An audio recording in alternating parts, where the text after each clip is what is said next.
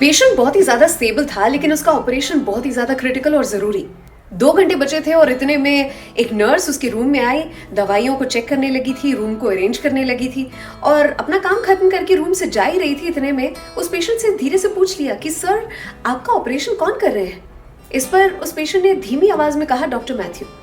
Nurse अपना सारा काम छोड़कर उसके पास चली आई और पूछा, क्या आपने क्या कहा? डॉक्टर मैथ्यू आपका ऑपरेशन कर रहे हैं? इस पर उस पेशेंट ने कहा, इतनी अजीब बात क्या है? इस पर नर्स ने कहा कि नहीं, अजीब तो बात नहीं है, लेकिन मैं बहुत अचंभित हुई ये सुनकर, क्योंकि डॉक्टर मैथ्यू बहुत ज्यादा बिजी रहते हैं। 2 महीने तक उनके सारे बुकिंग्स हो चुके हैं और वो इतने मशहूर हैं, इतने सक्सेसफुल हैं, सैकड़ों ऑपरेशंस करते हैं, 100% सक्सेस रेट रहता है। उनका एक भी ऑपरेशन उसमें वो असफल नहीं रहे हैं। उनके पास समय नहीं होता है और वो आपका ऑपरेशन कर रहे हैं। ये बात से मैं थोड़ा सा अचंभित हो गई।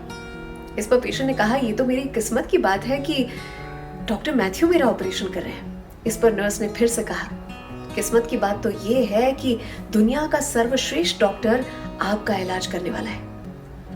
बस ये बातचीत हुई और उसकी कुछ ही देर में उस पेशेंट को ऑपरेशन थिएटर में ले जाया गया। ऑपरेशन सक्सेसफुल रहा और वो पेशेंट जो है अपनी जिंदगी खुशी खुशी बसर करने लगा। अब असल बात पे आते हैं। वो जो नर्स उसके रूम में पहुंची थी, वो सिर्फ एक नर्स नहीं थी, लेकिन उस हॉस्पिटल की साइकियाट्रिस्ट थी।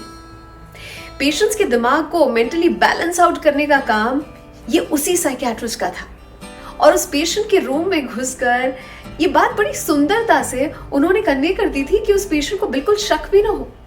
उस पेशेंट के मन में बिठा दिया गया था कि दुनिया का सबसे फेमस, सर्वश्रेष्ठ जो डॉक्टर है वो उनका इलाज करने जा रहा है। और बस फिर क्या था, रोगी अगर डिसाइड कर ले तो जीत उसकी होती है। व्यक्ति अगर संकल्प कर ले तो हर समस्या पर कंट्रोल पा सकता है। अब आप जानते हैं कि ये कहानी किस तक पहुंचानी है। कौन है जिसे इस कहानी की सबसे ज्यादा जरूरत है?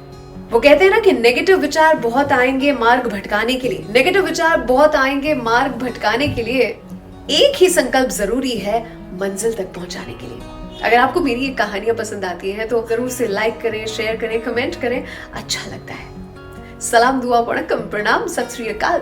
કેમ છો? સારું છે? અમદાવાદ જ નહીં, વિશ્વ આખું મારું છે. How are you? Fine? The entire world is mine. Archana Kivar say, take care.